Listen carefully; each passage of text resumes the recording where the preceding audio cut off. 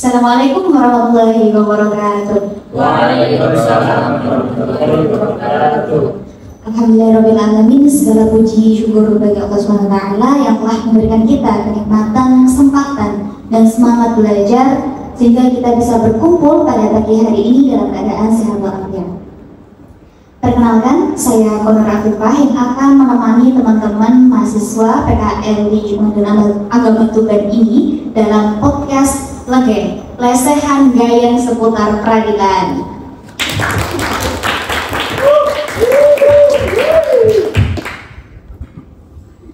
Hari ini terasa begitu spesial karena bisa duduk di antara teman-teman mahasiswa PKL di Pengadilan Agama Tuban ini.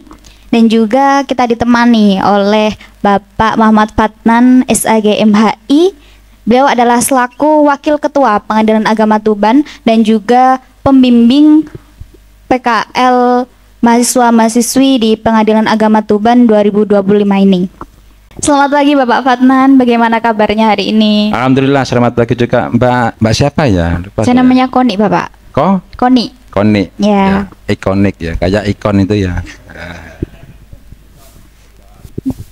Oke, tadi apakah perjalanannya lancar Bapak ke sini Bapak? Alhamdulillah kita lancar-lancar saja, kan dekat saja dari sini. Iya. Ya. Oke, untuk teman-teman konsep podcast kita kali ini mungkin agak berbeda ya dari konsep podcast Legen sebelum-sebelumnya. Nanti di sesi pertama aku akan ngasih pertanyaan kepada teman-teman, kemudian nanti akan Bapak Fatnan tanggapi atau beri feedback. Nah, kemudian nanti teman-teman juga bisa menanggapi entah itu pertanyaan atau tanggapan kritis dari teman-teman mahasiswa. Oke. Mungkin kita bisa langsung ya. Di sini aku mau tanya dulu sama Sofa nih. Ya paling depan kayak paling semangat nih, ya kan? Mungkin bisa diceritain Sofa gimana sih pengalamannya dan ilmu apa aja sih yang menurut kamu tuh berkesan banget selama mengikuti PKL di PA Tuban ini. Baik, terima kasih atas waktunya. Mentang-mentang depan gitu, paling siap. Jadi dikasih pertanyaan dulu gitu. Masa aja nanti. Maaf. Ya, selama saya menjalani PKL di sini, saya belajar banyak hal. Pertama dari terkait alur administrasi perkara, dari pendaftaran perkara, kita masuk ke sistemnya, sampai kita bisa mengamati dan melihat langsung persidangan yang lebih berkesan, lebih wow di pengalaman saya waktu PKL ini, yaitu ketika saya melihat persidangan secara langsung. Jadi saya lebih memahami bagaimana hukum itu bisa berjalan di lapangan secara nyata gitu, Mbak Fani. Terima kasih. Mungkin dari Bapak Fatnan, kita sebagai mahasiswa hukum yang PKL di Pengadilan Agama Tuban ini, menurut Bapak apa aja sih yang penting kita pelajari dan kita perhatikan selama PKL di sini? Terima kasih Mbak Koni. Cuma saya belum mengenalkan jenengan semua dari mahasiswa mana? Belum ya tadi ya? Belum ya? Mahasiswa dari mahasiswa mana Mbak? Kita dari Universitas Islam Negeri Maulana Malik Ibrahim Malang. Maulana Malik Ibrahim Malang ya. Sudah semester berapa sekarang? Semester 6. Semester 6, insya Allah. Semester 7 besok sudah persiapan KKN sudah ya? Sudah Bapak. KKN sudah, tinggal proposal dan skripsi ya. Baik, tadi pertanyaannya tentang terkait dengan, lupa saya malah ngobrol apa tadi? Hal-hal penting apa aja sih yang perlu kita pahami di tempat PKL PA Tuban ini? Kalau soal pentingnya, semua penting. Kita akan berpraktek di sini, dan yang paling penting itu menurut saudara itu apa? Jadi kalau di PA peradilan itu kan yang jelas namanya pengadilan agama, prosesnya proses peradilan, artinya proses perkara. Jadi yang penting ya di perkaranya itu. Jadi ada di sini kan ada semacam ada hakim, kemudian ada kepaniteraan, ada kesekretariatan. Itu semuanya administrasi dalam dua hal itu. Jadi pendukung daripada kerja hakim. Jadi ya perkara itu yang paling penting. Jadi proses yang disampaikan oleh Mas apa tadi? Sofa. Mas Sofa itu betul bahwa itu juga sangat penting. Ya, proses mulai dari awal penerimaan. Kalau sekarang itu sudah nyampe kepada secara elektronik, e-court, elektronik, court artinya peradilan elektronik. Jadi kalau berdaftar atau orang mau mendaftar, pihak mau mendaftar itu bisa secara elektronik lewat aplikasi e-court itu yang sekarang sedang digalakkan. Tapi yang manual juga masih ada karena akan melihat kondisi masyarakat kita. Jadi itu yang disampaikan oleh Mas Sofa itu betul, dan teman-teman kan sudah tahu betul di sini bahwa dari awal nanti masuk ke aplikasi seperti apa, tata cara meregister atau cara mengelektroniknya, cara mengkomputerisasinya itu seperti apa. Jadi data masuk ke aplikasi dan nanti sampai kepada akhir itu tetap terpakai. Jadi itu penting, alur-alur bisnis, istilahnya alur bisnis, alur sibuknya di PA itu seperti apa. Jadi saudara kan sudah berapa minggu di sini? Hampir 1 bulan, Bapak. Hampir 1 bulan, berarti ini menjelang akhirnya. Ya. Ditutup dengan podcast. Luar biasa. Jadi ini kenangan, dokumentasi dari apa yang telah saudara ambil di kesempatan minggu-minggu kemarin. Jadi semuanya penting, saya ulang, Mbak. Jadi mulai dari kepaniteraan kah atau kesekretariatan itu yang mendukung bagaimana kita terbantu oleh sekretariat itu kan semacam dapurnya kalau di rumah tangga. Itu memenuhi segala kebutuhan fisik ataupun kelancaran daripada proses berperkara, mulai gedungnya, gajinya karyawan, semuanya lah yang berbentuk rumah tanggaan itu didukung oleh kesekretariatan. Baik, berarti kita tidak hanya belajar mengenai proses peradilan, akan tetapi juga administrasi di Pengadilan Agama itu sendiri ya Bapak ya? Betul, semuanya itu terpakai, karena kalau salah satu ya pincang, nanti harus semuanya kompak mendukung semuanya proses peradilan itu. Oke, baik, terima kasih Bapak. Mungkin saya akan melempar pertanyaan selanjutnya. Selanjutnya untuk Mas Alif nih. Apa aja sih kewenangan di Pengadilan Agama Tuban ini? Ya, coba Mas, saudara kan sudah beberapa praktek, apa kewenangannya kalau memang bisa diungkapkan di sini? Itu menguji saudara selama beberapa minggu di sini. Apa? Yang saya ketahui selama saya melakukan PKL di pengadilan ini, yaitu meliputi perkara tentang perceraian, terus wakaf, terus waris, sama isbat nikah. Cuma itu sih yang sering saya dengar selama saya PKL di Pengadilan Agama. Mungkin kasus paling banyak yang masuk di Pengadilan Agama Tuban ini apa sih selama mengikuti proses PKL di sini? Selama saya kemarin itu mengikuti persidangan, yang sering saya tahu itu tentang perceraian sama dispensasi, itu yang paling banyak. Dispensasi kawin itu ya. Mungkin untuk alasan-alasan perceraian sendiri, kebanyakan itu dilatar belakangi oleh apa? Yang paling banyak itu kemarin gara-gara ekonomi sih, yang paling banyak. Mungkin Bapak Fatnan, tadi kan dijelaskan banyak sekali kasus perceraian yang masuk di Pengadilan Agama Tuban ini, dan juga banyak juga permohonan dispensasi kawin. Mungkin apakah ada kaitannya Bapak terkait dispensasi kawin dan juga banyaknya perceraian di PA Tuban ini? Ya, perkara perkawinan itu memang sangat dominan di PA, bukan hanya di Tuban, hampir semuanya di seluruh Indonesia barangkali. Kemudian namanya perceraian, namanya dispensasi itu kan termasuk dalam bidang perkawinan.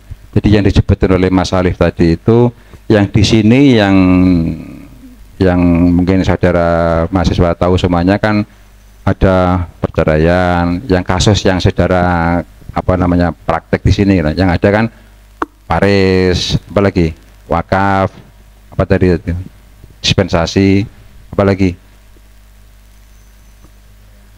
perceraian sudah ada termasuk perkawinan. Semuanya itu masuk dalam bidang perkawinan kecuali yang waris. Waris itu kalau boleh saya elaborasi, mungkin saudara sudah tahu baca di berbagai buku sumber.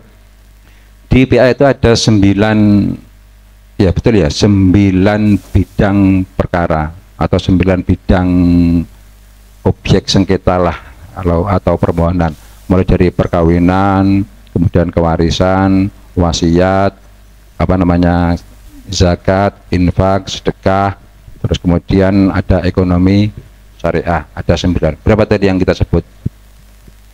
Pokoknya ada 9 itu, mulai daripada perkawinan, kewarisan, kemudian nanti wasiat, wakaf, infak, sedekah, kemudian sampai kepada ekonomi syariah. Yang cerai, yang dispensasi itu masuk dalam bidang perkawinan. Keterkaitan antara perceraian dan dispensasi itu kalau di PA Tuban yang saya tahu sedikit. Artinya apa? Tidak, kadang-kadang kan dikhawatirkan kan, dispensasi kawin kan umurnya kurang, khawatirkan nanti belum bisa secara mental, psikologi, belum bisa menata rumah tangga, akhirnya cerai. Itu kan yang khawatir kan? Enggak, di sini enggak. Ada sih, tapi enggak banyak-banyak juga. Ada yang mungkin dulunya nikahnya dispensasi, kemudian beberapa tahun kemudian cerai, tapi tidak banyak. Mereka insya Allah dengan dibantu oleh kedua orang tuanya, didampingi, kemudian kesadaran sendiri, memang dia aslinya memang dari dia sendiri untuk nikah itu. Jadi nggak ada keterkaitan yang begitu dikhawatirkan oleh sementara kita. Jadi masih aman insya Allah kalau dari segi persentase yang dispensasi lanjut ke cerai jarang. Oke, kita lanjutkan untuk pertanyaan selanjutnya. Aku mau tanya ke Sahrul nih. Ini kan udah beberapa kali ya nyimak dan mengamati bagaimana peradilan di PA Tuban ini.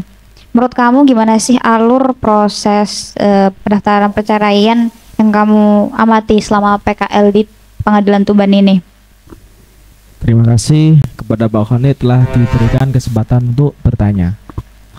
Yang mana yang saya alami selama mengikuti persidangan, alur pendaftarannya ialah pertama mendaftar perkara, yang kedua langsung menuju mediasi terlebih dahulu.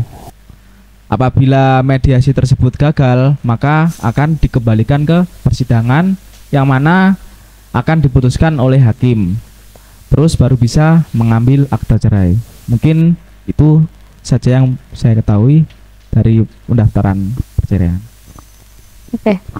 Mungkin banyak dari masyarakat kita itu belum mengetahui ya bagaimana cara mengajukan gugatan. Apakah di PA Tuban ini ada pos khusus, bantuan khusus untuk masyarakat yang tidak tahu caranya membuat gugatan itu? Apakah ada? Kalau di PA Tuban, setahu saya itu ada namanya pos bakum, yaitu pos bantuan hukum. Di situ masyarakat bisa mengajukan bantuan seperti membuatkan replik, duplik, dan lain-lainnya. Berarti di PA Tuban ini benar-benar membantu masyarakat ya, pelayanan masyarakatnya sangat bagus. Mungkin untuk Bapak Fatnan, bagaimana pendapatnya mengenai pelayanan di PA Tuban ini sendiri?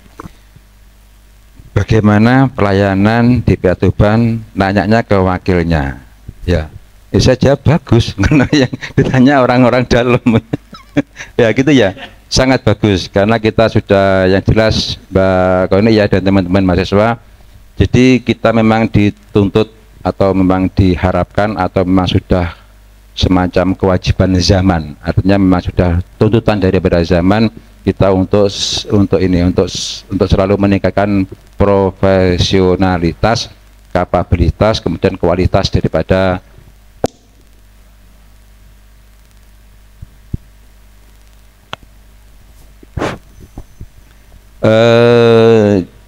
jadi yang disampaikan oleh Mas Sahrul tadi, apa namanya, ada pos bakum, itu betul.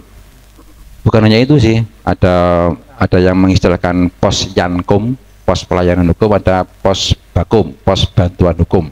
Kemudian ada nanti di situ ada, setelah itu kan bisa membantu masyarakat untuk membantu membuatkan gugatan atau permohonan. Apalagi bisa membantu membuatkan jawaban sekalian kalau si termohon atau tergugat tidak mampu atau tidak kurang lihai atau kurang bisa menyusun jawaban, bisa minta tolong ke situ. Tapi materi dari pihak, bukan dari pos yankum atau pos bakum sendiri. Jadi pihak menyampaikan nanti diformulasi oleh pos yankum, bisa membantu membuatkan gugatan, jawaban, replik, duplik tadi itu. Kemudian kalau memang perlu sampai kesimpulan. Jadi itu. Selain itu apa? Ada pos apa namanya, di situ ada bank. Artinya kan kalau kita kan bayarnya sekarang lewat perbankan. Tidak kami sebut di sini ya, TIT nanti.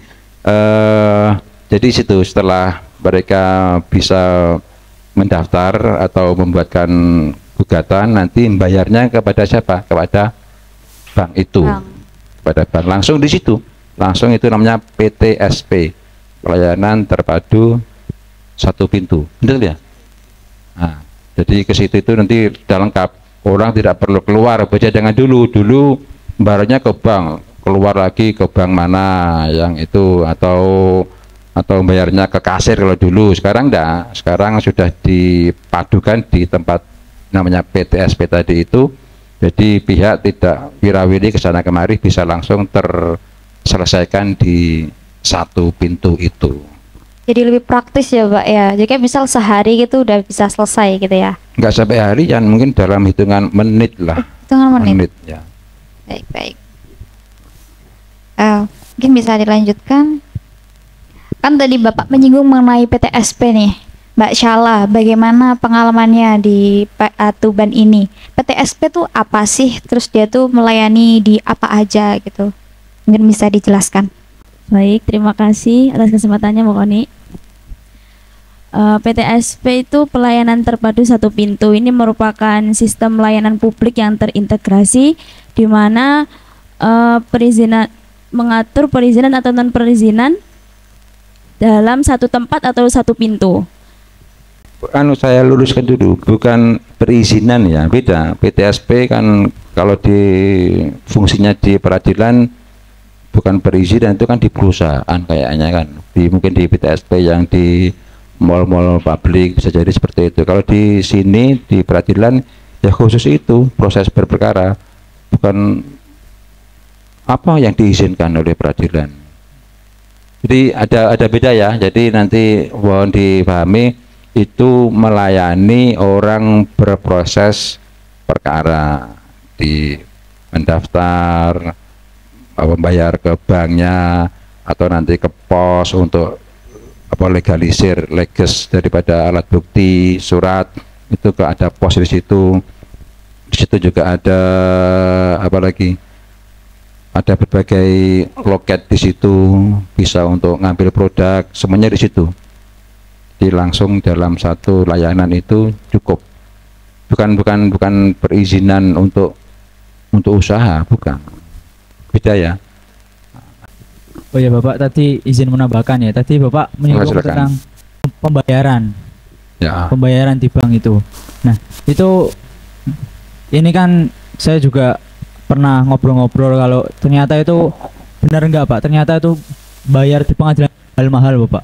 Apakah ada tingkatannya, kalau perceraian itu bayarnya segini, mungkin kalau mau di-spend itu segini, itu apakah benar Pak? Kalau soal mahal atau tidak itu relatif. Artinya kita tidak mengenal mahal atau murah. Yang kita kenal adalah apa? Ringan.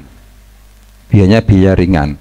Mungkin terkesan mahal di awal, karena itu kan kita sudah ada apa namanya sistem perhitungan, ada panjernya di situ, sudah kita tayangkan di berbagai apa namanya, di berbagai format ya.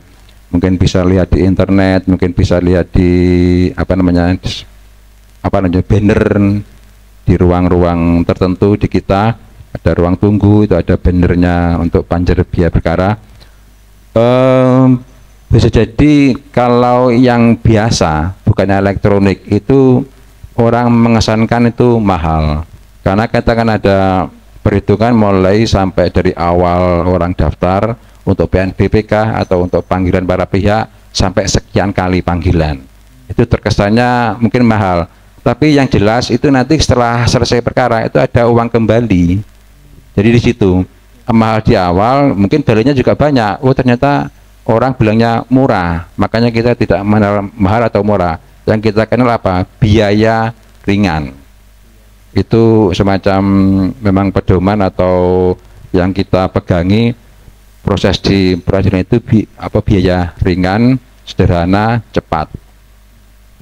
Berarti kita bisa disclaimer dulu Pak ya. Berarti Ya. Pak atubannya sebenarnya nggak mahal, cuma ringan saja ya. Biaya itu diringankan, begitu nggih? Bukan diringankan juga enggak, artinya kan tergantung orang. Kalau orangnya sudah mampu segitu, melihat peradilan ya murah. Coba kalau saudara dengar proses di peradilan itu berapa sampai berapa juta, berapa prosesnya sampai kepada berbagai tingkat peradilan atau tingkat pemeriksaan, dan sampai kalau ada kewarisan atau harta bersama nanti sampai kepada sita, sampai kepada pemeriksaan setempat, itu lebih, orang bilang mungkin lebih mahal lagi, tapi terkesan kalau orang mampu ya biasa saja itu.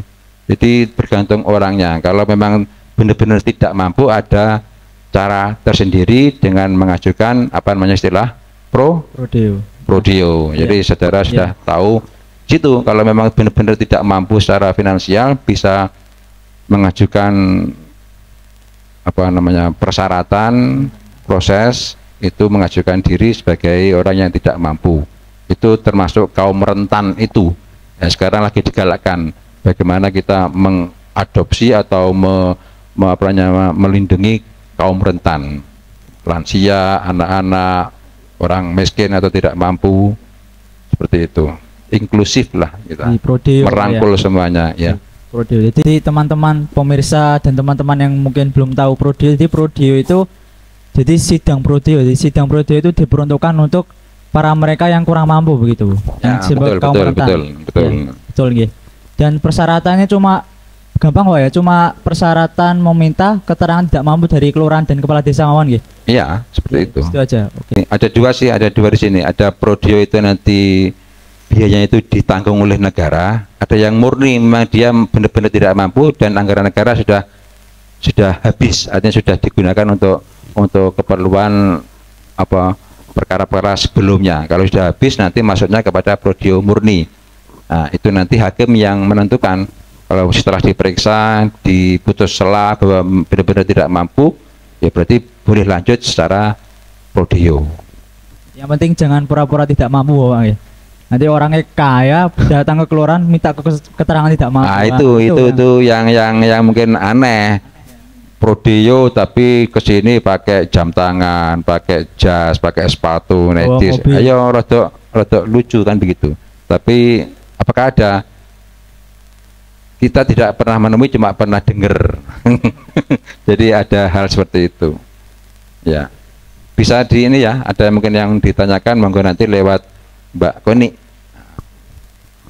Oke, selanjutnya kan tadi disinggung banyak masyarakat yang kurang mampu juga ingin mencari keadilan ya.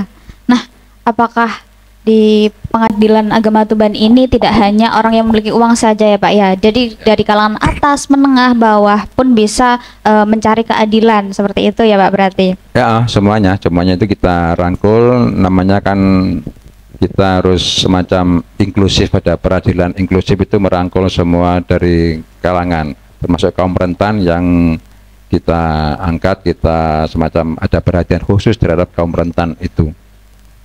Mungkin Bapak dari Pengadilan Agama Tuban sendiri, apakah ada program-program yang membantu masyarakat di kalangan menengah ke bawah? Apakah sudah ada? Maksudnya bantuan seperti apa itu? Jadi mungkin maksud dari host teman saya di depan ini yang menanyakan terkait merangkul ke masyarakat yang kurang mampu, seperti sidang keliling gitu Bapak. Oh, ada itu sudah kita laksanakan selesai sebelum Lebaran. Itu di Maret itu sudah kelar, sedang keliling di berbagai tempat di kita. Memang ada anggaran sih, jadi kalau tidak ada anggaran juga kita tidak bisa, yang bisa hanya memfasilitasi orang-orang yang tidak mampu secara murni tadi itu, kalau anggaran tidak ada. Tapi ini memang program dari pemerintah, program dari Mahkamah Agung, bahwa itu kita laksanakan semacam sidang keliling. Ada lagi sidang yang terpadu, kita kerjasama dengan berbagai instansi yang terkait. Misalkan kalau peradilan nanti yang kalau terpadu itu biasanya di perkara isbat nikah. Jadi setelah ada peradilan mengesahkan, KUA nanti mengeluarkan buku nikahnya, kemudian nanti Dukcapil juga akan mencatat atau mengeluarkan akte kelahiran dari anak-anak yang sudah diisbatkan tadi itu. Jadi ada keterkaitan tiga instansi itu nanti ngumpul, namanya terpadu. Itu yang pernah kita lakukan. Tapi ya untuk di PA Tuban itu sudah selesai di triwulan pertama di tahun ini, sudah selesai, sudah habis, ini sudah tuntas. Oke, baik Bapak. Untuk sidang keliling itu sendiri, apakah ada batasan terkait perkara yang masuk atau semua perkara itu bisa diselesaikan di sidang keliling itu pada saat itu, Pak? Bisa, artinya kita kan coba mendekatkan diri kepada masyarakat. Jadi kita secara teknis kita pilih wilayah, mungkin wilayah yang sesuai dengan aturan, berapa puluh kilometer dari PA radiusnya, nanti yang sekitar situ nanti sidangnya dikumpulkan di sini, di tempat A. Nanti siapa yang datang ketimbang jauh ke PA Tuban ke kota, mending ke tempat itu lebih dekat. Jadi itu meringankan sebetulnya secara transportasi.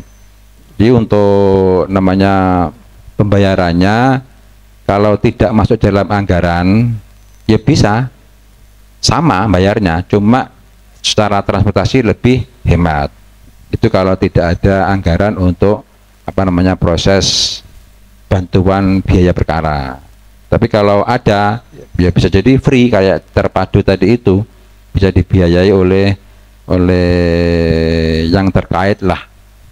Ada bantuan begitu, bisa ada bantuan, ada anggaran, bisa kita laksanakan secara terpadu. Intinya secara secara mungkin orang dengarnya kok gitu, tapi ini bener. Istilahnya di peradilan itu ada uang, ada perkara. Terkesannya kok koyo moto duiten. Enggak, memang begitu, karena kita per data. Per data itu yang biayanya dari mana? Dari pihak.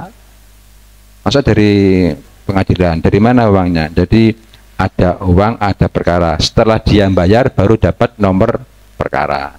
Jadi istilahnya di situ. Koyo moto duiten. Memang begitu. Kalau nggak bayar ya mana bisa, nggak bisa daftar. Beda dengan yang bisa jadi pidana atau apa, itu kan memang negara yang ambil alih. Kalau di sini kan perdata itu apa? Pribadi. Ya urusannya pribadi, ya pribadi yang membiayai untuk mencari keadilan di situ. Kecuali ada anggaran yang terkait dengan terpadu tadi itu, bisa jadi ikut nimbrung yang prodio karena dia memang benar-benar tidak mampu, bisa dibantu oleh putusan sela daripada hakim, dibebaskan dari biaya perkara. Oke, sedikit menegaskan Bapak, tadi kan katanya sidang keliling itu sebagai wujud program dari pemerintah untuk membantu masyarakat menengah ke bawah. Nah, apakah memang benar-benar diseleksi yang mengikuti itu hanya golongan dari menengah ke bawah, ataukah ada yang dari golongan menengah ke atas itu juga ikut pada sidang keliling itu, Bapak? Kita tidak tidak sampai kepada melihat golongan menengah ke bawah, menengah ke atas. Dari mana kita harus menilai kriteria seperti itu? Jadi kalau dilihat secara global, rata-rata orang yang berurusan di peradilan agama itu rata-rata memang secara ekonomi dia bermasalah, akhirnya kan cerai, ya kan? Saudara kan praktek di situ kan alasan ekonomi, dan memang tidak mampu, istri suaminya tidak mampu membiayai, akhirnya kan angkat tangan, wes dek aku tak kabur. Kasarannya begitu, tanda petik ya. Kemudian istrinya tanda petik juga mencak-mencak, gak dinafkahi, kelabakan sendiri cari nafkah. Jadi kan seperti itu. Secara ekonomi memang terbatas. Jadi kita tidak melihat ke situ. Oh, no problem lah, tidak kita ambil pusing apakah saudara itu atas, masa saudara pengajuan berapa kok mengajukan seperti ini. Tidak begitu juga. Terserah mereka masalahnya apa, alasan apa, mengajukan perkara A, B, C, D, kemudian biaya secara banjir sekian, silakan bayar. Saya tidak mampu Pak, silakan mengajukan diri secara tidak mampu. Kalau ada anggaran, dibantu anggaran DIPA istilahnya. Kalau tidak mampu, DIPA-nya habis dari bantuan dari negara untuk prodio itu, bisa murni, bergantung daripada kebijakan putusan salah dari hakim yang memeriksa perkara itu. Itu ya. Ada masuk atau belum? Ada yang kurang? Silakan kalau ada yang kurang ini, silakan langsung saja. Mungkin ada pertanyaan dari teman-teman. Maaf Silakan. Bapak, izin bertanya. Untuk sidang keliling, itu setiap tahunnya itu berapa kali nggih Bapak? Yang jelas berjenjang. Jadi ada misalkan di sini ya ada 100 perkara. 100 perkara itu 100 apa namanya, memang ada anggaran ke situ untuk biaya keliling, untuk transportasi lah atau apa, ada 100 perkara. Kalau sudah cukup 100 ya sudah, kan nggak bisa jalan lagi istilahnya. Jadi dibagi secara apa? Nanti sidang pertama, terus kemudian kedua, kemudian nanti pindah lagi ke tempat lain untuk mewujudkan yang 100 tadi itu. Kalau di wilayah A tidak memenuhi 100, 25, ke B ada 25, nanti ke wilayah C 25, nanti ke wilayah D ada 25, jadi total 100. Jadi itu sudah memenuhi daripada target untuk kita, untuk yang keliling tadi itu. Kalau ditambah apakah boleh Pak? Ya boleh, yang namanya kita membantu masyarakat. Kalau ada kemauan, kesiapan, ada anggaran, bisa kita lebihkan, bisa kita tampung lebih daripada 100 dengan anggaran yang sama, yang jelas. Soalnya kan harus imbang, anggaran sekian kok bisa lebih, dari mana uangmu? Ya tidak mungkin kan begitu, jadi harus berimbang ke situ. Baik, terima kasih Bapak. Mungkin ini berlanjut ke pertanyaan selanjutnya Bapak. Kepada Mbak Sufiana nih, kita mau tanya terkait panitera. Apa yang Mbak ketahui, apa aja sih tugas dari panitera itu? Oke, baik. Terima kasih atas pertanyaan yang sangat menginspirasi.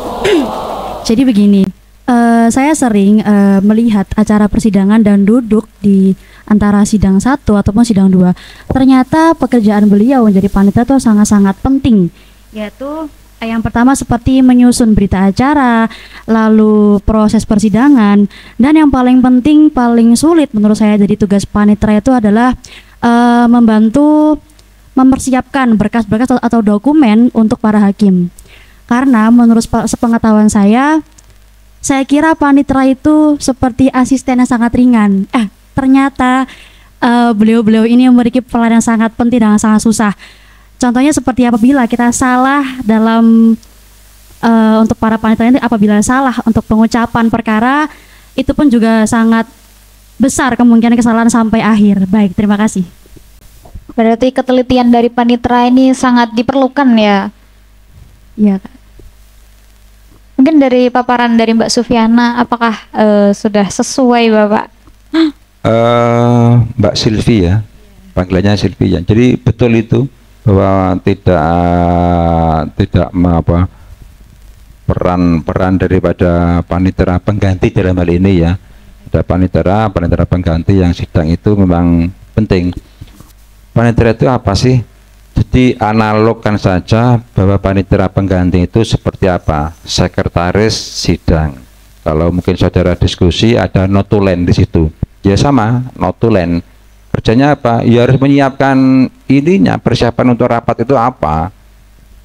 Konsepnya nanti seperti apa, harus disiapkan betul. Makanya ada panitera itu juga menyiapkan prosedur secara ini. Jadi hakimnya itu biar nyaman dalam hal memeriksa. Notulensnya betul, kan semacam merekam kan, itu direkam dalam bentuk berita acara. Itu juga menjadi salah satu data nanti. Data kita ambil dari situ untuk kita olah, kita pertimbangkan dalam hal putusan. Jadi kalau tidak ada notulensi yang betul juga kerepotan. Jangan-jangan nanti sinkron, hakimnya ingat kayaknya ngomong seperti ini, kok berita acara nggak ada. Makanya nanti disinkronkan, bisa nanti dikomunikasikan dengan panitera penggantinya. Jadi yang jelas perannya itu tidak kecil, kan notulen. Jadi bahan rapat itu ya beliau-beliau yang menyiapkan, menyusun, nanti dibuatkan untuk produknya itu putusan. Jadi seperti itu. Ada yang kurang atau apa? Saya berpikir seperti ini karena panitera itu sudah paling terpojok. Beliau juga sedang melihat komputer setiap hari. Karena saya mungkin dari kita tuh melihatnya, oh cuma gitu aja ya, oh cuma gini-gini aja ya, cuma ngetik, cuma ini. Ternyata beliau ini tidak tersorot, tapi memiliki pekerjaan yang sangat-sangat berat, gitu ya Pak ya. Baik, terima kasih. Ya, seperti itu. Memang namanya sekretaris kan seperti itu. Memang orang-orang yang cukup kita nilai cukup handal, bisa menyiapkan semuanya, bisa menyiapkan bahan, nanti bahan seperti apa, nanti dibuat untuk apa, itu harus disiapkan. Membuat konsep sekalian, jadi seperti itu panitera pengganti. Jadi pengen ngomong kan bosnya lebih nyaman kan berarti dia kan berhasil. Seperti itu kan. Jadi menyiapkan, kita membantu orang yang punya tugas pokok, kita siapkan dari awal, kan seperti itu. Bisa di ini. Jadi bukan kok kerjanya abot Pak. Ya abot, ya enggak juga, sama. Kita juga sudah dari panitera pengganti sama. Jadi sekarang terbantu dengan aplikasi, jadi lebih membantu lagi. Yang jelas kalau memang sesuai dengan aturan yang berlaku, ya nyaman-nyaman saja. Notulen itu kan saudara mungkin sudah pengalaman di berbagai mungkin seminar atau diskusi notulensi kan seperti itu. Dia harus memang peka dan punya intelijensi yang cepat nangkep gitu kan, nangkep, kita tulis dari omongan, rekam saja kalau memang ini direkam lebih simpel. Ya. Oke, gitu ya, bisa di ini. Baik, terima kasih Bapak. Terima kasih Mbak Sufi. Selanjutnya beralih nih ke Mbak Aulia. Kan udah beberapa kali ya mengamati persidangan. Menurut Mbak, apakah ada kendala atau hambatan selama proses persidangan itu sendiri? Baik, mengenai kendala, selama saya mengikuti kegiatan di Pengadilan Agama Tuban ini, saya memperhatikan beberapa kendala yang kerap muncul selama proses persidangan. Mungkin seperti ketika proses persidangan ya, tidak hadiran para pihak, entah itu penggugat, tergugat, ataupun termohon dan pemohon. Dan untuk kendala yang kedua itu seperti kelengkapan dokumen yang belum terpenuhi. Itu biasa sering saya dapati di PTSP. Dan untuk yang terakhir itu seperti kurangnya pemahaman masyarakat terhadap prosedur persidangan. Pertama kan sekarang yang kita kenal kan ada sistem ekor dan elitigasi ya. Nah, itu tuh banyak masyarakat yang belum paham, apalagi kayak masih tabu dengan sistem ekor dan elitigasi ini. Jadi menurut saya 3 kondisi ini yang menjadi kendala dalam proses persidangan secara keseluruhan. Baik, mungkin cuma cukup dari saya. Oke, mungkin dari beberapa teman-teman yang nonton ya kan di rumah masih belum paham nih apa sih elitigasi dan juga e-court gitu. Mungkin bisa dijelaskan lebih lanjut lagi Mbak. Baik, sependek pemahaman saya ya, e-court itu tuh pendaftaran secara elektronik. Jadi mendaftar secara elektronik tanpa harus datang. Sebenarnya ada hal yang perlu dipersiapkan itu yang paling penting adalah akun e-court. Nah, akun e-court ini tuh bisa didapati secara offline dan online. Online itu dengan menghubungi call center dari pihak PA Tuban ataupun offline dengan datang ke PTSP dan akan diarahi.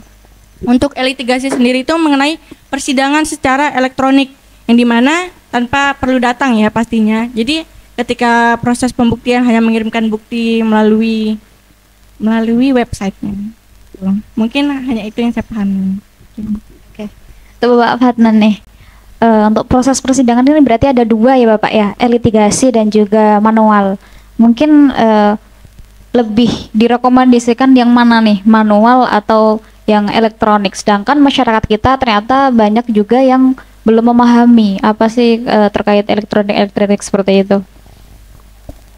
Oke, terima kasih jawabannya atau mungkin paparan sudah lumayan dari Mbak Aulia praktek di sini, jadi sudah tahu proses court, litigasi. Jadi begini, coba lihat di kamus, court itu apa? Persidangan atau peradilan gitu ya. Jadi ada semacam prosesnya, bisa jadi juga badannya. Court elektronik, jadi peradilan elektronik. Apa yang ada di situ? Bayarnya. Di daftarnya bisa daftar daftar. Artinya daftarnya bisa secara elektronik. Kemudian bayar. Bayarnya secara elektronik. Artinya kan daftarnya bisa langsung lewat aplikasi, punya gugatan dari rumah, sambil rokokan, sambil ngopi, bisa upload kan gitu kan daftar. Nanti bayarnya seperti apa? Bisa langsung ke situ. Langsung ke situ, setelah ada penentuan biayanya berapa, bayar lewat aplikasi. Berarti ada dua ya.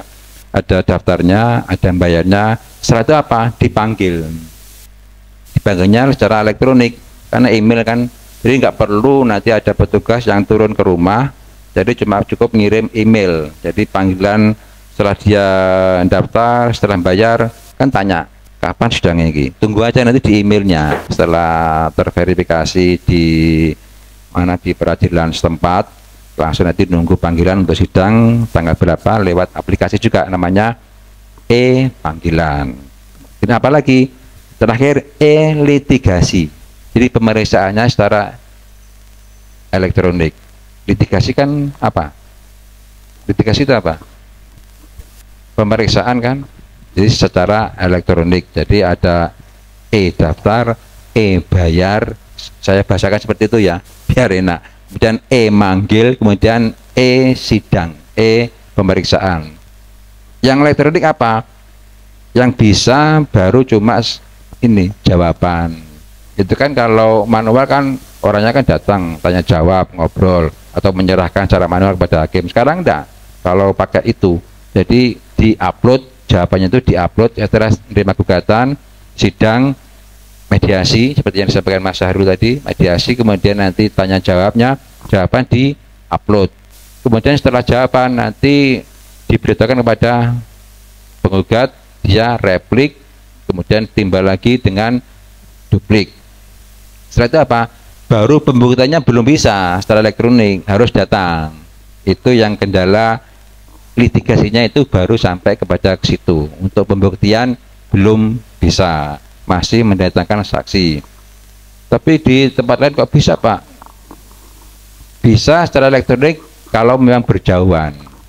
Artinya bisa datang ke PA, misalkan ya di Tuban ada pihak mungkin di Kalimantan atau apa, silakan nanti saksi itu atau pihak yang mungkin tidak hadir bisa hadir lewat PA setempat. Nah di Kalimantan sana nanti di-zoomkan.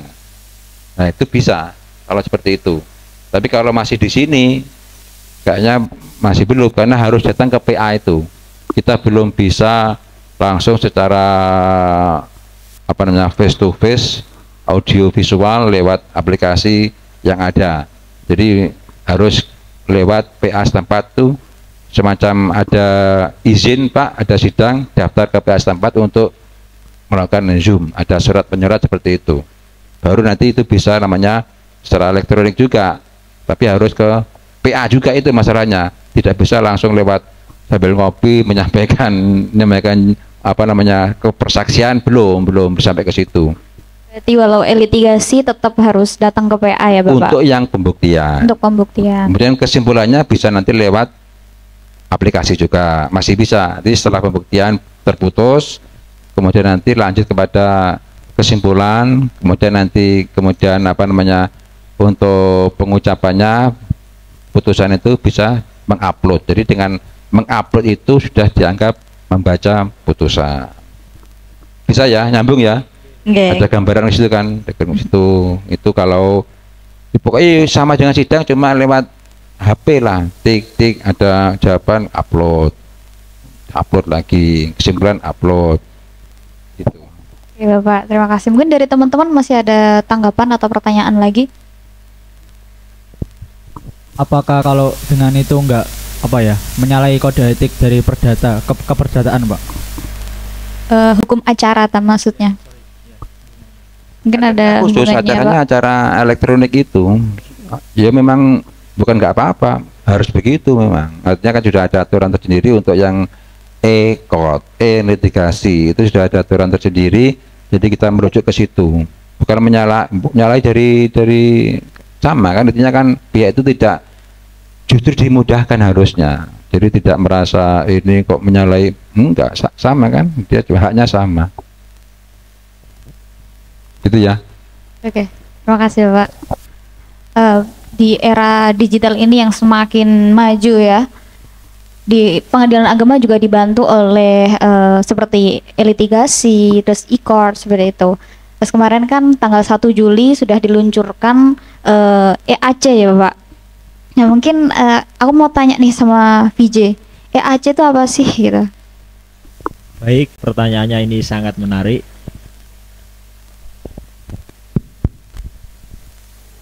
Tadi sudah dijelaskan sama rekan saya dan juga Bapak narasumber yang sangat luar biasa ini, dan cukup jelas penjelasannya terkait e-court dan e-litigasi.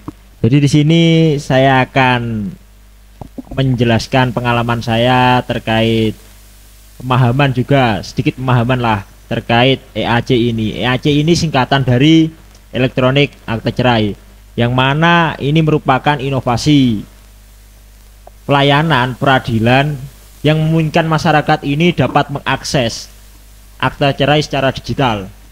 Jadi dengan layanan ini masyarakat tidak perlu bolak-balik ke pengadilan untuk mengambil dokumen fisik akta cerai.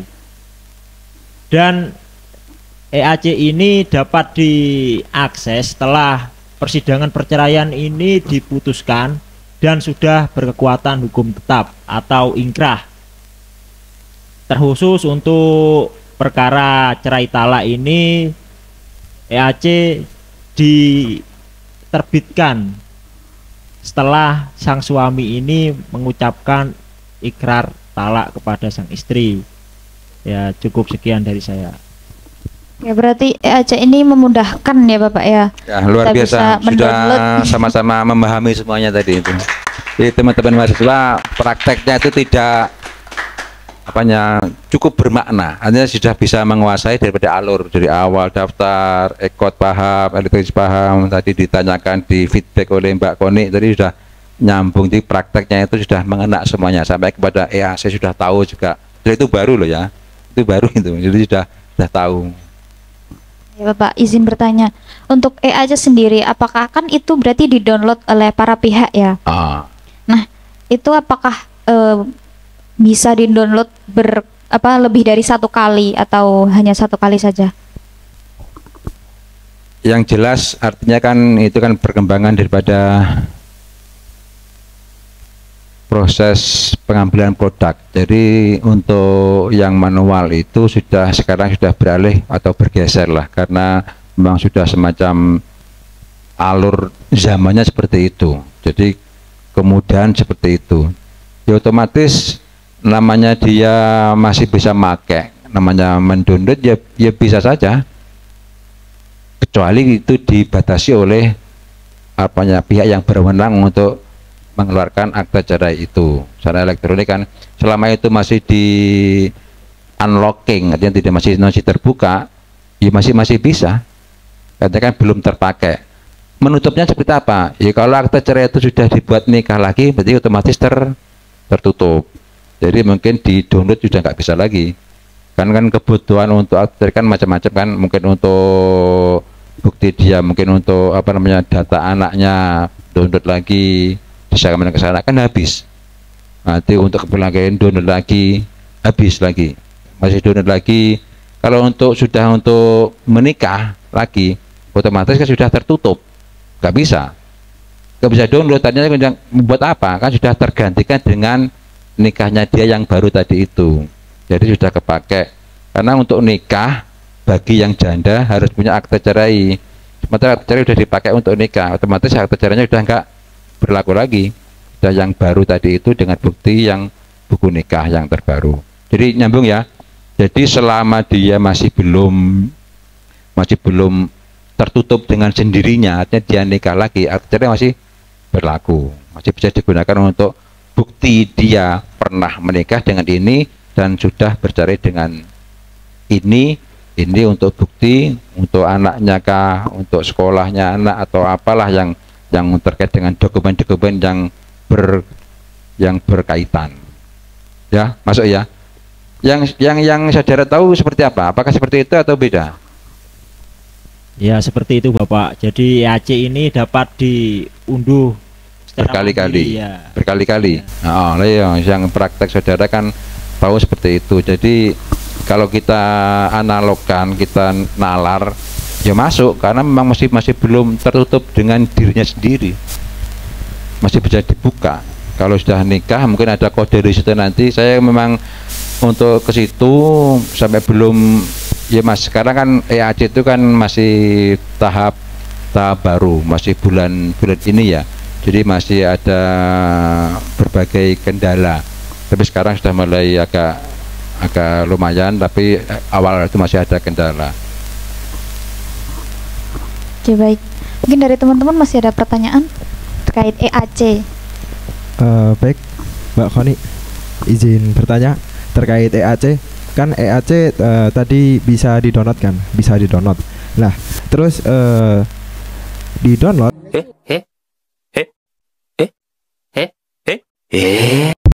Habis itu dari orangnya itu ngeprint banyak.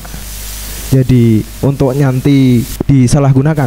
Misal akte cerai ini digunakan untuk menikahkan, pasti disita oleh KUA kan, akte cerainya. Nah, dia masih punya simpanan akte cerai lagi. Itu apakah itu kan juga termasuk penyalahgunaan kan?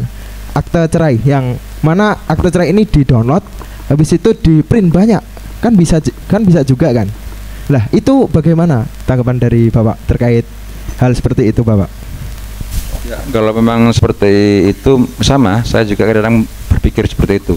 Kalau download berkali-kali, kemudian ngeprintnya banyak, nanti buat nikah dengan ini, nah satu, nikah lagi dengan ini pakai yang akte cerai itu, jadinya banyak Pak ya. Nah gitu, artinya kan kita atau mungkin pihak yang terkait, pihak yang berwenang terhadap instansi terkait itu sudah ada antisipasi harusnya loh ya. Jangan sampai itu mungkin sudah terdeteksi angan-angan jahat. Seperti itu mungkin harusnya sudah terdeteksi oleh pihak terkait. Artinya kalau memang itu akte cerai walaupun dia punya banyak, dia daftar nikah dengan akte cerai itu, nomornya kan harusnya kelihatan, harusnya masuk ke sistem. Kalau sistem harusnya terlock semua harusnya itu. Jika ada si A tadi itu menggunakan akte cerainya yang ini sudah untuk nikah yang akte cerai harusnya terlock, terkunci. Artinya kalau dia pakai itu ke instansi terkait, ini sudah nggak berlaku ini Pak, kan sudah dirimu sudah menikah dengan yang baru. Harusnya seperti itu. Angan-angan saya juga harusnya seperti itu. Cuma secara sistem baru berapa hari berjalan. Jadi harusnya ada sistem untuk penguncian seperti itu. Tapi kalau dari praktek saudara dengan teman-teman PTSP, teman-teman di loket akte cerai, loket ambil produk seperti apa? Apakah seperti itu atau memang belum ada penjelasan dari tim atau dari bagian PTSP yang di loket akte cerai? Baik Bapak, untuk kemarin yang saya tanyakan tadi itu kemarin saya itu ngobrol dengan para advokat yang sedang ngopi di pengadilan gitu Pak. Jadi saya lebih tahu apa peluang disalahgunakan akte cerai itu Bapak. Ya, jadi informasi saudara dari luar bahwa ada bisa jadi ada peluang. Iya, peluang penyalahgunaan Sama, saya jadi waktu awal itu, loh, bisa di-download, bisa di-print berkali-kali ya. Wah, jangan-jangan bisa ini, bisa ini, bisa ini. Tapi kalau memang yang saya katakan tadi itu terwujud atau sudah ada sistem security, sistemnya itu sudah bisa diwujudkan, insya Allah sudah aman. Terintegrasi lah, artinya terkait dengan kan akte cerai itu terkait dengan apa? Buku nikah, terkait dengan KK, ya kan, status, dengan KTP, dengan pokoknya mungkin dengan imigrasi, mungkin dengan apa. Artinya karena sudah terlock, sudah tidak bisa lagi, sudah digunakan untuk nikah.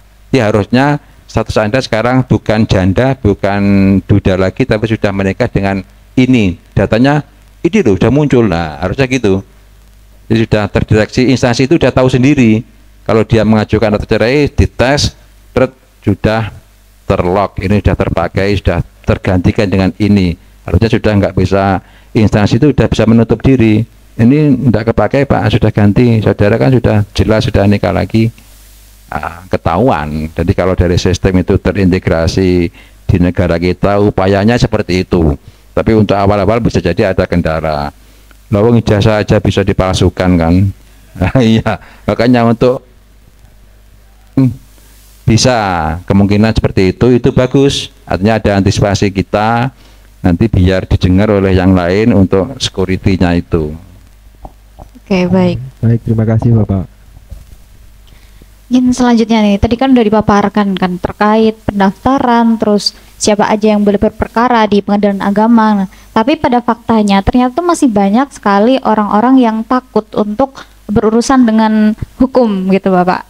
Mungkin dari Mas Edo, apa sih yang melatar belakangi masyarakat itu masih takut berurusan dengan hukum? Padahal di PA Tuban ini sendiri sudah dijelaskan kayak pelayanan itu cukup untuk membantu masyarakat baik dari berbagai kalangan seperti itu. Baik, terima kasih atas kesempatannya dan pertanyaannya. Kenapa sih masyarakat itu takut datang ke pengadilannya? Ya, saya juga sering hal-hal seperti itu. Mungkin masyarakat itu beranggapan bahwasanya pengadilan agama itu adalah suatu instansi yang cukup meribetkan. Mungkin ribet itu dari segi biaya, kemahalan atau apa, dan juga pengadilan agama itu terdapat hakim, pengacara, sehingga masyarakat yang awam itu takut datang ke pengadilan agama. Mungkin cukup seperti itu. Oke, baik, terima kasih. Mungkin dari Bapak Fatnan sendiri, Ya, bagaimana tanggapannya terkait ketakutan masyarakat? Tugas sampean-sampean semua itu nanti untuk memahamkan masyarakat yang punya kesan beda pesan, tapi itu lumrah sih ya, lumrah. Orang takut menghadap ke sebuah instansi itu lumrah. Kalau lumrahnya apa Pak? Aku dewa ya seperti itu kok. Untuk menghadap itu juga malas kadang-kadang, untuk ada semacam takut-takutnya, semacam nanti gimana-gimana, belum tahu prosesnya, alurnya. Terus koyo ganti STNK anyar lek roh ya bingung toh. Tapi kalau sudah tahu ya biasa. Itu ada, makanya kalau memang tergantung orangnya, kalau memang orangnya mau mencari informasi, datang ke situ. Di sini juga ada, di PTSP itu ada petugas informasi, ada meja informasi plus pengaduan. Nanti setelah itu dijelaskan, nanti bisa langsung kalau sudah siap langsung ke pos Yankum atau pos Bako membuat gugatan permohonan, nanti informasinya seperti apa. Jadi ke situ insya Allah kalau sudah kita tahu, ya masyarakatnya yang tidak berani ya memang seperti itu, tapi insya Allah kalau sudah ada keberanian, sudah dijamin untuk dilindungi, ya enggak masalah. Insya Allah kita di PA Tuban ini dan insya Allah di PA-PA lain sudah semuanya seperti itu, berusaha untuk tetap 3S apa itu? Salam. Kadang ada orang datang kan salam, senyum, terus kemudian sapa, Assalamualaikum, Mas, nah, gitu. Kan begitu. Jadi ada keramahan di situ, insya Allah tidak sampai nanti yang konon digetai, nanti digirikan. Enggak, insya Allah enggak ada seperti itu. Itu cuma biasa, itu namanya bayang-bayang yang tidak perlu ditakutkan. Namanya bayang-bayang ya mesti seperti itu. Tapi kalau kita menjalani ya wajar-wajar saja. Itu ya. Jadi itu terkait dengan mental, dengan orangnya. Tapi kalau di proses kita untuk melayani masyarakat tidak. Kita tetap berusaha mengayomi semua kalangan. Makanya kita ada semacam istilahnya inklusif, di merangkul semuanya kalangan, termasuk kaum rentan itu yang juga harus tanda petik perlu diperhatikan karena kadang-kadang terpinggirkan. Jadi itu perlu diperhatikan. Siapa kaum rentan itu? Ada yang tahu kaum rentan itu siapa saja? Kaum rentan itu siapa saja? Kaum rentan. Iya betul. Ada lansia, kan begitu kan? Di sini ada orang tua yang masih saja mau cerai, ya toh. Itu juga harus kita kita sesuaikan dengan kebutuhannya. Ada kursi rodanya, ada kalau memang dia berkebutuhan khusus, ada jalannya khusus itu, ada anak-anak, ada perempuan yang perlu, ada ibu-ibu hamil, ada yang miskin tadi kita prodiokan. Jadi ada semua itu kita cakup, kita rangkul untuk bagaimana hak-haknya itu bisa terpenuhi. Jadi begitu ya, bisa masuk ya. Jadi nggak ada kita memilah dan memilih, ya enggak, apa adanya sajalah begitu. Yang penting sesuai dengan ini kita lanjut, hukumnya seperti apa, oke lanjut, berarti kita upayakan seperti itu. Baik, berarti ini Bapak ya, kita nggak perlu sebagai masyarakat nggak perlu takut, misal ada urusan berkaitan dengan hukum, nggak perlu takut-takut untuk datang ke pengadilan agama seperti itu ya. Apalagi terkait dengan persoalan perkawinan.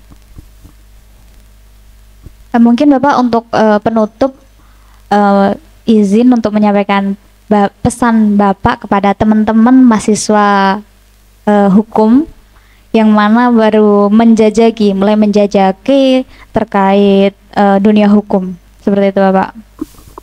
Oke, saya pengen pesan dengan visi dan misinya daripada Mahkamah Agung atau peradilan di bawahnya.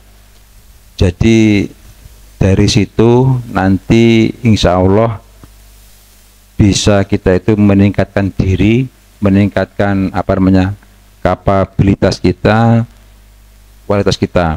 Kenapa Pak kok harus pakai visi dan misinya Mahkamah Agung? Ya enggak juga, itu kan kebetulan saya berada di sini dan kita sampaikan visi Mahkamah Agung. Saya tanya, ada yang masih ingat? VJ, Mas Harul, visinya apa? Terwujudnya badan peradilan yang agung, itu visi. Jadi mewujudkan atau terwujudnya badan peradilan yang agung. Caranya apa? Dengan misi. Misinya apa? Harus mandiri. Kedua, harus melayani secara adil.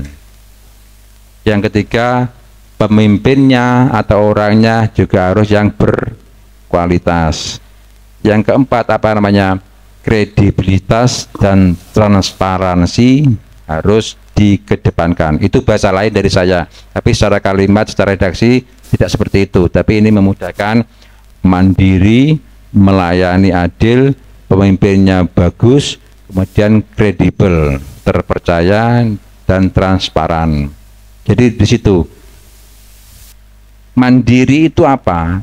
Ya kita harus bebas, kan begitu kan, bebas, tidak perlu semacam menggantungkan sesuatu, kebergantungan sesuatu. Kita apa-apa takut gampang terpengaruh, berarti kan kita tidak bisa mandiri, kita bisa diricui atau diganggu oleh pihak lain.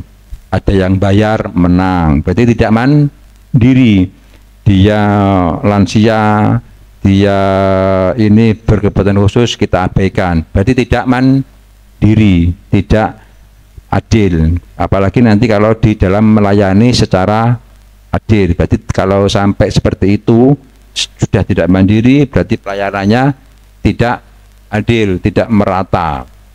Hanya ada tebang pilih di situ. Sopo sing bayar, sing menang. Yo ndak, sing bener ada uang, ada perkara. Bukan yang bayar yang menang, ndak. Perkara itu kalau perdata begitu loh ya maksudnya. Kemudian yang ketiga apa tadi? Pemimpin yang berkualitas. Enaknya ngomong seperti itu. Pemimpin itu siapa? Ya diri kita. Kita nggak usah mengacu kepada Pak Ketua yang ngono ae aku yang ini, bukan. Misalkan yang di peradilan yang lebih tinggi aja seperti itu, kok aku harus seperti ini. Enggak. Kita harus menempatkan diri kita itu sebagai pemimpin. Jadi betul memang ketua harus lebih apa namanya di sini ada pimpinan kan, ada ketua wakil, ada panitera, sekretaris, memang ada lebih daripada yang lain harusnya. Tapi kalau kita mendudukkan diri kita itu sebagai pemimpin, kita harus meningkatkan diri secara keilmuan. Apa namanya itu? Kullukum ro'in. Kamu semua adalah pemimpin. Terusnya gimana? Kullukum ro'in. Terus bakulukum mas'ulun an ra'yatihi, dan kamu akan dimintai pertanggungjawaban dari kepemimpinanmu. Kalau kamu memimpin diri aja sendiri itu berantakan, kamu kan diberi pertanggungjawaban. Utekmu mangge apa mas? Terus agamamu mangge apa mas? Apa mangge dodolan tok agamamu? Ya toh? Kan jangan-jangan seperti itu. Agama untuk di bemper saja. Berarti kan dia nggak mandiri, dia nggak melayani dirinya secara adil. Jadi karakter ro'innya itu kurang. Kemudian yang keempat setelah itu apa? Kredibelnya. Akhirnya kalau sudah bisa mewujudkan itu semuanya, dia bisa memanage dirinya, agamanya, jiwanya, jaga kesehatannya, kemudian otaknya, akalnya untuk apa, kemudian nanti bagaimana dia berproses kalau punya harta untuk apa, itu kan semacam bagaimana mengelola dirinya itu.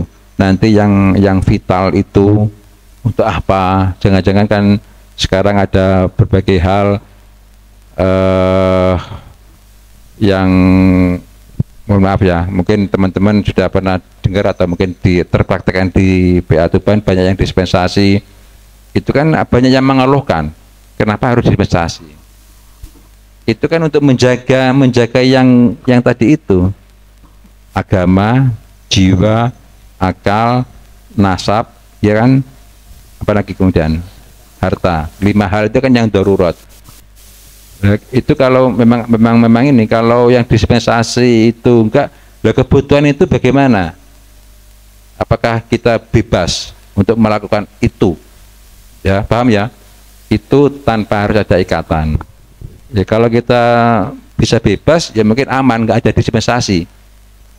Makanya kita diberi kewenangan untuk memeriksa dispensasi, apakah dia ini memang betul-betul mendesak ataukah tidak.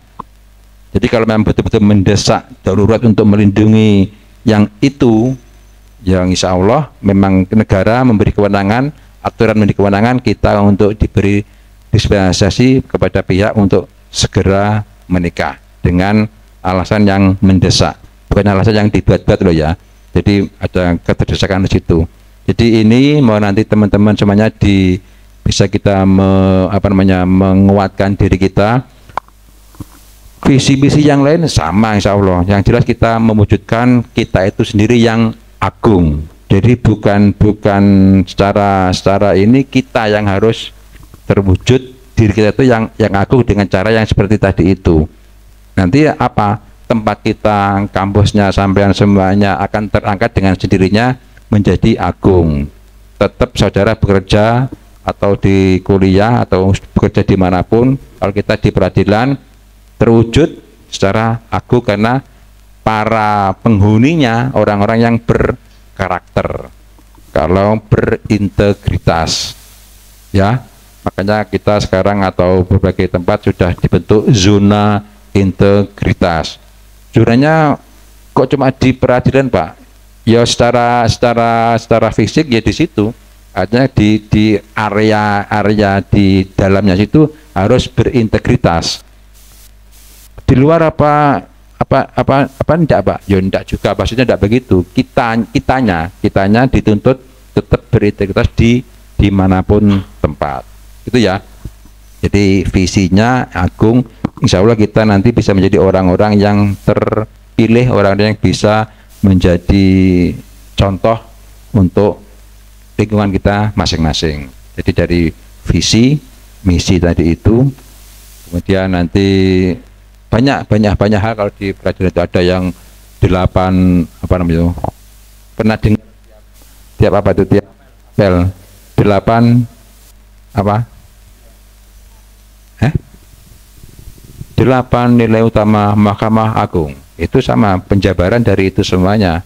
Cuma nanti kebutuhannya masing-masing itu dijabarkan, terpecah-pecah, tapi intinya itu sama. Diri kita harus menjadi orang yang berintegritas dengan cara yang seperti tadi itu, meningkatkan potensi dan kemampuan kita.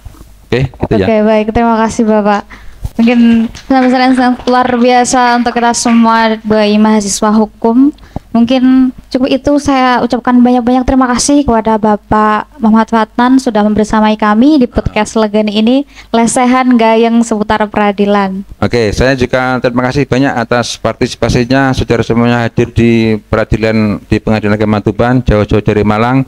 Semoga tetap membawa semangat ya, tetap tetap tidak kecewa dengan yang ada di sini ya. Ya Bapak. Kalau ada hal yang baik sampaikan keluar, kalau hal yang jelek simpen dalam hati dan kritik kami secara bagus. Ada kritikan tolong disampaikan. Oke, baik. Ada. Mungkin dari Kalau teman-teman memang ada enggak ya memang sudah pesan-pesan. sesuai dengan aturan ya, itu yang saudara lihat di sini, kita upaya seperti itu. Saya juga ucapkan terima kasih buat teman-teman yang sudah berpartisipasi dari awal sampai akhir. Kalian begitu luar biasa sebagai generasi muda dan juga sebagai mahasiswa hukum yang berani berbicara mengenai suatu keadilan. Mungkin cukup itu, saya Konur Afifah mengakhiri podcast pada siang hari ini. Assalamualaikum warahmatullahi wabarakatuh.